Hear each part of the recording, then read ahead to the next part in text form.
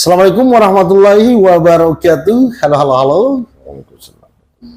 Kembali lagi bersama saya di sini MDS dan tidak asing lagi yang mendampingi saya pada kondisi hari ini, pada pertemuan kali ini yaitu Bapak Farid Mama, SH, MH, pakar hukum pidana, perdata maupun agraria.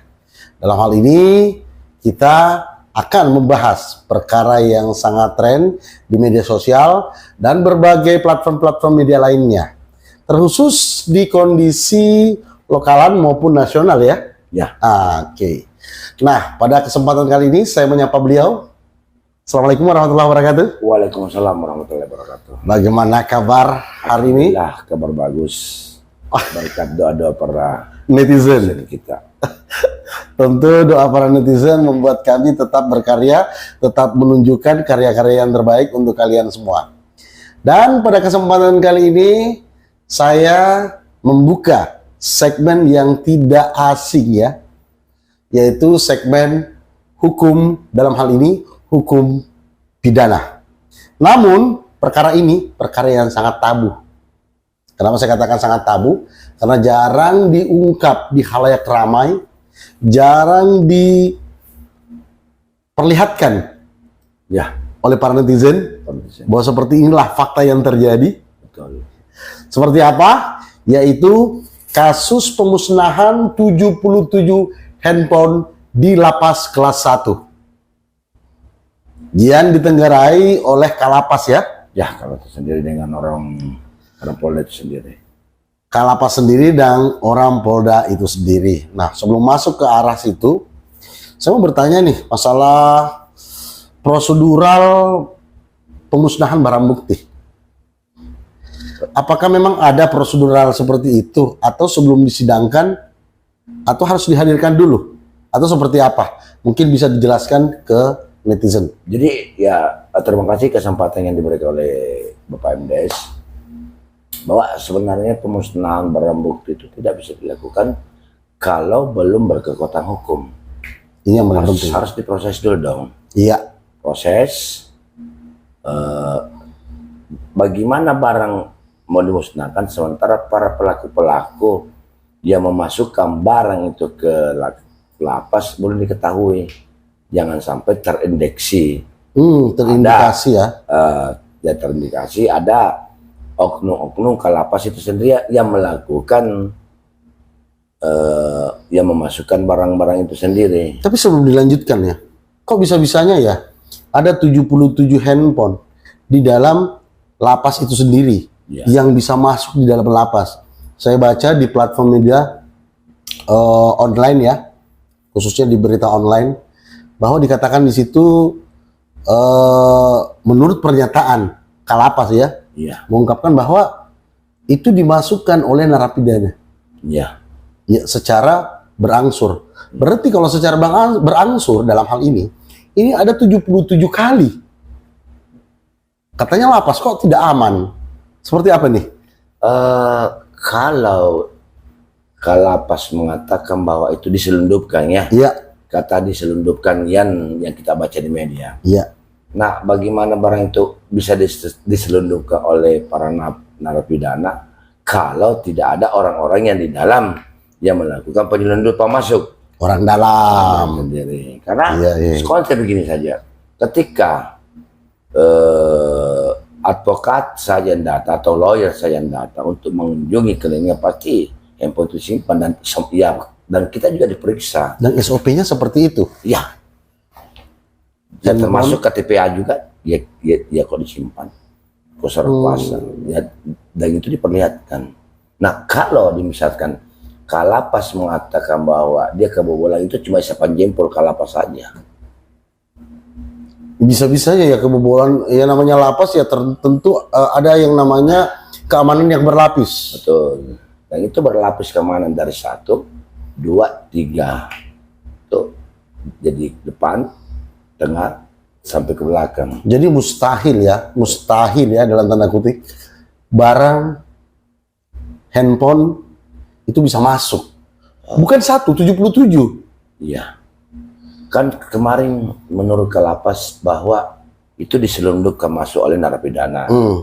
Nah, yang jadi pertanyaan dari mana narapidana begitu hebatnya memasukkan dari 77 itu bertahap sehingga kok barang itu kok bisa ini apa kecolongan oleh kalapas itu oleh oknum lapas itu sendiri. Sementara kita saja para lawyer ya sering masuk dan berkunjung disimpan KTP ATA, disimpan handphone tak, dan itu tidak bisa dibawa. Terus jadi pertanyaan, bisakah barang itu dengan mudahnya masuk begitu saja? Atau satu kali masuk 77 handphone?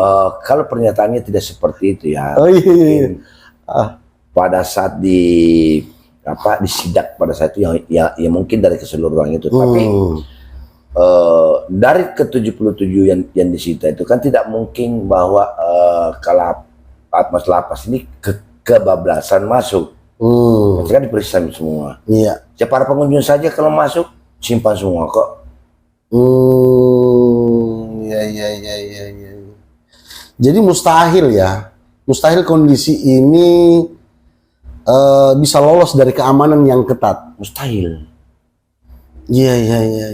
Karena kalau barang itu masuk berarti kan oknum kalapas yang memasukkan aja. Iya. Kan begitu kan. Nah, sebelum ini terjadi kan ada lagi marak nih yang saya kebetulan baca di portal berita, baik itu platform media sosial media online maupun beberapa portal-portal berita online. Iya. Saya mau membaca, kebetulan ada juga kasusnya si Ferry yang disinyalir dimintai ya. Karena si Ferry ini kan sebelum ditangkap punya aktivitas, orang Makassar bilang pasobis. Iya. Pasobis itu penipuan dengan modus online. Iya. Nah, adakah kaitannya hal ini dengan 77 ini? Kalau sih saya ada aja lah. Karena kenapa? Tidak mungkin si Ferry ini dikategorikan bahwa dia adalah pasobis kalau tidak didapat barang bukti. Ini barang buktinya didapat dulu di dalam atau? Oh iyalah, kan gini. Jadi Ferry itu dia menjalani perkara narkoba yang sementara dijalani itulah sehingga didapatilah bahwa dia pelaku pasobis di dalam. Ya, jadi pertanyaan, kok ada pembiaran masuk ke dalam? Yang kedua, setelah barang didapat kok kenapa dimusnahkan sebelum ada proses? Ya, proses persidangan bisa memusnahkan itu ketika ada putusan mungkin kali ya. Ada perintah hakim. Ada perintah hakim untuk memusnahkan ya barang yang disita oleh. Tidak terkecuali barang yang ada dalam lapas. Ya, kalau yang menyangkut masalah itu tadi barang yang dipergunakan oleh si Ferry, ya itu kan disita dong, bukan dimusnahkan. Ya karena ini kan bukan di kategori miras. Bukan. Karena kan kategori miras memang harus dimusnahkan. Jangan sampai ada yang menggunakan. Ya jangan sampai seperti kalau misalkan miras kenapa harus dimusnahkan? Kan itu kan barang apa? Barang gampang dikonsumsi oleh masyarakat itu sendiri atau anggota kalapas itu sendiri, oknum kalapas itu sendiri. Jangan-jangan kalau tidak sesegera mungkin dimusnahkan, itu bisa berdampak buruk kepada anggota kalapas itu sendiri. Boleh, karena kenapa? Saya menjadi pertanyaan, kok barang bukti yang ditemukan 77 itu termasuk kanonnya si Ferry, kok begitu saja dimusnahkan, sementara dia sudah menjalani proses. Nah, kenapa jangan sampai ada di dalam bukti menunjuk seseorang sehingga barang itu kok bisa dimusnahkan? Ini kan jadi pertanyaan. Iya, ada barang bukti di salah satu di 77 itu yang menunjukkan kepada seseorang. Betul. Iya. Nah, ini kan ada oknum nih. Saya katakan oknum karena si Ferry ini menurut investigasi beberapa media online itu dimintai 100 juta. Mungkin arahnya di situ atau tidak menunjuk ke situ? Kalau yang saya lihat di media sekarang itu memang ada permintaan. Ya 100 juta. Ini oknum yang oknum Polres Goa. Oknum Polres Goa. Iya. Itu kan disinyalir ada permintaan. Tapi kan sudah dibantah oleh Kabid Propam, ataukah Kasat sendiri mengatakan bahwa kami cuma memfasilitasi saja. Nah, jadi pertanyaan, apakah penyidik setelah barang itu di tahap 2 ataukah di apakah pihak penyidik bisa lagi memfasilitasi? Oh, ini sudah di tahap 2 kan? Ya. Tapi menurut informasi dari Propam, ini dalam rangka atau upaya untuk memfasilitasi. Iya, itu menurut Kasat sendiri dengan menurut Kabid Propam sendiri. Padahal sisi normatifnya Ya kan tidak bisa. Sisi normatifnya sih gini loh. Karena yang bisa memediasi begitu adalah lawyernya itu sendiri atau pengacara itu sendiri, PH-nya. Iya, penasihat hukumnya betul. Namun menarik sekali ini saya melihat bahwa kasus ini sebenarnya saling berentetan. Sebenarnya berentetan. Dan ada kaitannya antara satu dengan yang lain. Betul. Nah, tindakan atau upaya hukum yang harus dilakukan oleh penegak hukum normalnya seperti apa? Sebenarnya kemarin Komisi 3 sudah turun ya. Komisi 3 sudah turun. Untuk memerintahkan dari Kemenkumham untuk menyelidiki nih. Iya. Apa ya yang jadi pertanyaan, apakah sudah dibentuk tim untuk menyelidiki kasus pemusnahan ini, ataukah barang yang masuk begitu gampang masuk ke kalapas tanpa ada pemeriksaan yang betul-betul ketat? Ya, tanpa disaring atau pemeriksaan yang begitu ketat. Nah, kalapas itu ketat sekali loh. Lalu buktinya masuk 77 di mana ketatnya para netizen? Yang jadi pertanyaan. Jadi saya baca di berita bahwa Kalapas mengatakan kami sudah memberikan sanksi kepada narapidana yang melakukan. Yang jadi pertanyaan, kok narapidana yang diberi sanksi? Kenapa bukan oknum itu yang dijadikan? Nah, ini betul. Kenapa justru narapidana yang disalahkan? Ya. Kenapa bukan justru oknum yang lalai dalam mengawasi keamanan, yang berlapis-lapis, yang dengan mudahnya memasukkan barang? Iya. Itulah saya menganggap kok, kan di berita kemarin mengatakan, Kalapas mengatakan bahwa dari juga mengatakan dari siapa tuh ya, dari Kemenkumham mengatakan bahwa mereka sudah diberi sanksi. Tunggu dulu, sanksi apa diberikan kepada narapidana? Yang melakukan itu sebenarnya barang bisa masuk itu dari oknum Kalapas itu sendiri. Tidak mungkin, secara logika saja, logika kita berpikir, ya tidak mungkin barang masuk tanpa melalui tahapan yang berlapis dan yang pembiaran, pengawasan yang ketat, yang begitu ketat loh. Ataukah kurang ketat ini lapas kita? Apakah masuk angin? Ya itu terserah aja, nanti saya menilai nanti. Maksud saya dalam hal ini para netizen, ini kurang ketat, jadi harus diperketat lagi. Maksudnya seperti itu. Betul. Jadi kalau memang mau diproses, ya kalau saya sih gini aja kuncinya, bahwa oknum Kalapas ataukah Kalapas itu sendiri, kenapa tidak disuruh lepas jabatannya? Artinya dicopot dari jabatan, ataukah oknum-oknum yang melakukan diberi sanksi kalau memang itu terbukti diberi sanksi yang setimpal dengan perbuatannya. Karena itu merusak marwah institusi itu sendiri. Ya kan kita tahu bahwa Kalapas itu memang susah loh, susah. Kita saja lawyer kadang-kala susah masuknya, diperiksa nih dari mana surat kuasa, mau ketemu siapa, simpang handphone, simpang KTPA. Seketika itu pun memenuhi pertama ke depan, ke tengah, baru ke belakang lagi. Anda semudah itu. Pernah merasakan, kan selaku lawyer nih, atau pendamping hukum, PH dalam hal ini, penasihat hukum, pernah tidak merasakan bagaimana rumitnya keamanan sehingga bukan pernah, sering. Ya kan juga kadang dipersulit kok. Jadi persulit karena kadang yang kalau misalkan contoh, ya kita tidak bawa surat kuasa, ini kan contoh. Tapi ya kadang juga mereka persulit menunggu proses Sampai-sampai HP kita juga disita. Sampai HP disita. Disita juga. Takutnya ada terjadi Ya. recording di dalam lapas. Iya, iya, iya. Tapi kok dengan mudahnya 77 ini masuk tanpa sebab dan akibat. Langsung tiba-tiba di media mengungkapkan ke... Mungkin, tapi saya mungkin Pak MDS sudah paham bahwa barang masuk itu pasti ada oknum yang di dalam yang bermain. Saya tidak tahu. Itu yang harus diproses. Iya.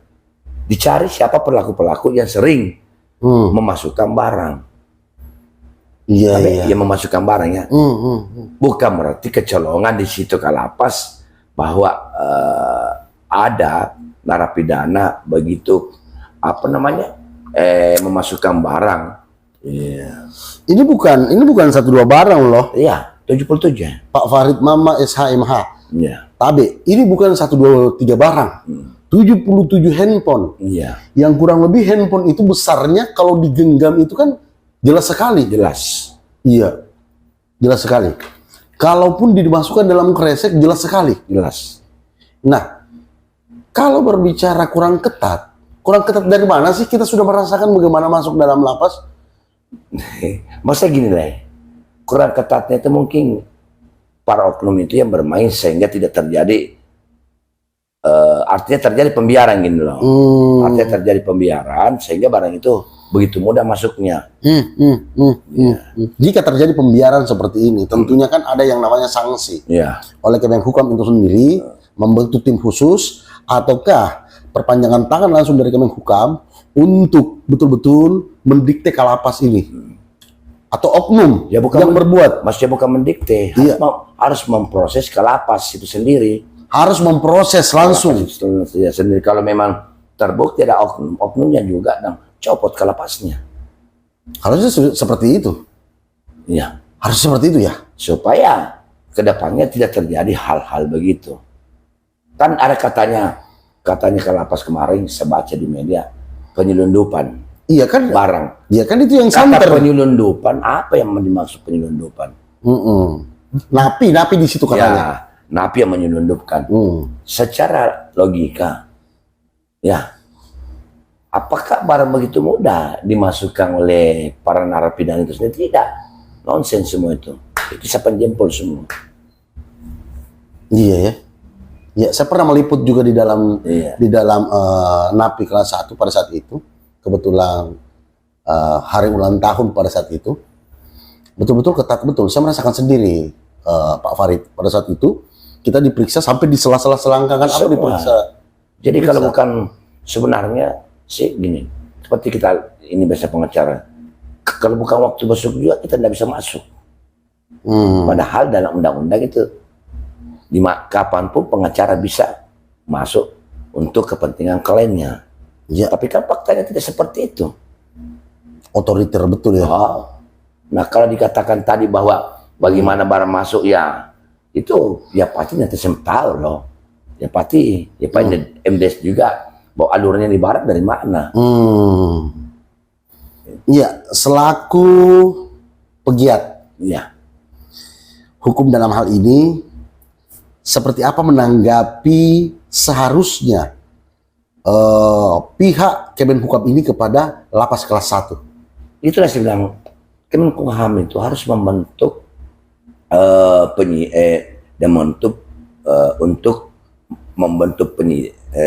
tim untuk memproses oknum-oknum yang terlibat di dalam itu. Jangan cuma narapidana dong, termasuk kalapasnya. Kan tidak mungkin mereka berbuat kalau tidak ada tanpa sepengetahuan ya pimpinan. Walaupun satu nih oknum yang membuat, tapi pasti tanggung jawab kalapas dong. Kalau saya saya mungkin ini supaya kedepannya kalapas memang betul-betul lebih profesional ke depannya. Tidak berarti bahwa wah kalapas itu susah, ini bla bla bla bla susah. Ya artinya bla bla itu artinya kami pun sebagai lawyer kadang-kala dipersulit kok. Iya. Dilematis betul ya. Iya. Bisa-bisanya 77 handphone dengan dalih diselundupkan itu bisa masuk, dan anehnya lagi ketika kita kaitkan dengan kasus sebelumnya, kasus Peri ini tiba-tiba muncul rilisan bahwa 77 handphone itu sudah dimusnahkan. Itu yang menjadi pertanyaan. What something wrong gitu loh. Kalau dimusnahkan begitu gampangnya, contoh gini aja, kalau begitu barang ini didapatkan di luar atau dimanapun berada, contoh narkoba aja, dia dapat 10 kg, harus dimusnahkan. Ya kan tidak pelakunya didapat. Iya. Ya. Karena tidak ada pelakunya didapat. Jadi dimusnahkan. Dimusnahkan. Atau sudah melalui proses atau tahapan-tahapan hukum. Ya. Kalau melalui proses tahapan hukum itu harus ada putusan dan itu harus ada perintah hakim untuk memusnahkan, disita oleh negara untuk dimusnahkan. Itu Dan disaksikan oleh media. Banyak disaksikan oleh dari aparat-aparat yang terkait dengan perkara ini, institusi yang terkait, kepolisian, kejaksaan, terus lapas itu sendiri, dan disaksikan oleh para awak media. Itu jelas pemusnahannya. Kalau barang dimusnahkan tanpa melalui proses itu sudah menjadi SOP. Sudah menyalahi OCP. Dan jauh daripada itu semua. Ya. Nah, kita bisa begini, kita bisa bertanya-tanya, kok barang yang dimusnahkan belum ada putusan pengadilan, belum diproses? Nah sebenarnya ini yang mengganjal naluri saya gitu, batin saya, Bapak Farid Mama dalam hal ini yang mengganjal. Kok belum ada putusan gitu? Iya, kami pun dari kacamata hukum bahwa apa yang dilakukan oleh dua institusi yang memusnahkan, ya sebut saja tanda kutip ya dua institusi memusnahkan, kok begitu gampang memusnahkan sementara belum belum ada penyelidikan dari mana barangnya masuk. Nah, kenapa para napi yang diberi sanksi? Apakah betul napi yang memasukkan? Ya, kenapa bukan oknum yang lapas itu yang diperiksa yang lebih dulu? Kan tidak mungkin melakukan sesuatu penipuan secara online kalau tidak diketahui oleh oknum itu sendiri. Begitu gampangnya, begitu mudahnya. Jadi pertanyaannya, ada pengawasan di dalam, tunggu dulu ya. Ada pengawasan di dalam, baik di luar, di dalam, sampai pun masuk ke kamarnya. Diawasi setiap saat. Nah kalau dia didapat nyobis di dalam, ya berarti kan ada pembiaran namanya. Kalau saya sih sebagai orang hukum, ya dicopot aja dia ke lapasnya, yang bersanksi, copot bersanksi yang oknum yang melakukan kerja, termasuk juga narapidana. Dan kalau dibiarkan berlarut-larut, iya akan nanti menjadi bibit-bibit yang berkembang sehingga tidak ada lagi mengatakan bahwa ke lapas itu tajam ini kata tapi tumpul ke bawah. Jadi bukan untuk tempat membuat kita jerah di dalam. Jadi lapas itu tadi Pendes. Jadi kehidupan lapas itu bukan untuk betul-betul setelah orang keluar bisa bertobat. Tidak bisa dipastikan. Malah ketika dia dari ini kelas 1, ya bisa saya langsung kelas 3 atau kelas 2. Atau bisa jadi ya guru besar di dalam. Mungkin studi banding ya. Studi banding dari kasus yang kecil bisa melihat kasus yang besar, akhirnya sharing. Betul, karena sharingnya. Contoh gini, si Adi didapat mencuri helm, tangkap. Proses keluar yang meningkat, yang menjadi motor. Masuk proses keluar meningkat jadi pelak, jadi mobil. Mobil. Sehingga di situ tidak ada memang pembelajaran khusus diberikan kepada kalapas untuk bagaimana orang ini bisa betul-betul tidak melakukan kejahatan yang seperti pada saat mau diputuskan. Kan ketika mau diputuskan itu dia minta kami tidak akan melakukan lagi. Iya. Kami akan ini. Iya. Kami menyadari. Betul-betul sadar ya, menyesali. Dan kami tidak akan melakukan. Tapi itu kan cuma di bibir semata. Karena di kalapas itu tidak ada namanya pembelajaran seperti begitu. Mungkin ada pembelajaran agama, kasih-kasih. Tapi apakah kalapas bisa menjamin seseorang setelah keluar? Iya. Ada orang kadang-kala keluar, baru 2 hari masuk lagi. Karena keenakan tinggal di lapas, sehingga dia melakukan seperti itu. Bahkan ada pernah kebetulan ya, yang saya tidak usah sebutkan namanya karena dia tidak mau disebutkan namanya pada saat saya wawancarai. Bahkan dia menjadikan tempat itu ajak mencari duit di dalam. Iya. Ada mungkin gini. Memang kalau kepentingan untuk menelpon keluarganya itu boleh-boleh saja, boleh ya. Kan itu kan sering. Masa saya pegawai lapas oknumnya. Itulah setiap orang yang menelpon dia harus membayar. Oh, itu wajar. Itu wajar karena untuk berhubungan dengan orang tua boleh. Tapi yang tidak diajarkan di sini bagaimana bahwa dia melakukan kejahatan kok tidak dilihat. Begitu besar itu kejahatan di depan mata kok tidak bisa dilihat. Sementara yang kecil kok bisa dilihat. Apa sebenarnya kalapas? Memang kalapas pada saat ini tidur nih semua. Oknum-oknum yang ada di lapas. Iya. Saya sudah tidak bisa berucap apa lagi ya terhadap kondisi sekarang ini. Termasuk di tempat yang kita rasa sendiri aman, bertobat ketika masuk di dalam, lalu menyesali segala perbuatan, lalu keluar berubah. Iya. Saya sudah tidak melihat itu lagi sebagai lapas ini sebagai tempat yang betul-betul untuk menyesali. Karena di lapas itu memang ya banyak hal yang terjadi kita tidak ketahui di luar. Iya. Nah, saya pernah berbicara anekdot ya. Ya. Anekdot. Ketika dicari orang yang salah, lalu sudah tidak ditemukan siapa yang salah, maka disebutlah orang yang dipenjara yang salah. Ya, itu anekdot. Ya, anekdot. Artinya memang kasus 77 ini sengaja dibuang ke para napi untuk dijadikan sebagai biang kesalahan. Mungkin seperti itu. Betul. Jadi saya lihat di sini kalapas dengan kemarin dari Kemenkumham itu sudah menyatakan bahwa kami sudah melakukan pembinaan terhadap para napi itu sendiri dan kami sudah kasih sanksi. Yang tidak menjadi saya punya cara berpikir sebagai orang hukum, kok napinya yang diberikan ini anekdot ini lah yang saya maksud. Kok diberikan ini sanksi diberikan ini supaya tidak melakukan, tapi tidak memberikan sanksi kepada oknum-oknum lapas itu sendiri. Ini kan itulah tadi. Iya, anekdot inilah. Anekdot. Ketika dicari siapa yang salah, ya orang di penjara iya. Penjara iya. Siapa yang di penjara? Ya napi. Ya napi, iya. Siapa yang menjaga? Seharusnya yang menjaga ini juga yang diberikan. Itu. Jadi harusnya para oknum-oknum lapas itu kan bersanksi dong. Jangan semata-mata kasihan. Ya napi melakukan itu pasti ada sepengetahuan dari oknum-oknum lapas itu sendiri. Apakah itu kalapasnya, apakah itu oknum lapasnya sendiri, tidak mungkin mereka berbuat tanpa ada tendensi lain ya. Iya, betul. Iya. Tanpa ada tendensi lain. Ini yang saya jadikan sebagai tanda kutip. Karena tanpa ada tendensi lain. Iya. Karena tidak mungkin saya berbuat di dalam kalau ya saya tidak memberikan sesuatu barang kepada oknum-oknum itu sendiri. Kita tidak lihat dah. Iya. Apa yang kalian lakukan kami tidak lihat. Iya. Itulah hukum yang ada di negara kita ya. Seperti inilah kondisinya. Mau tidak mau dan kita harus terima. Iya. Mau kita berteriak. Ya, susah juga.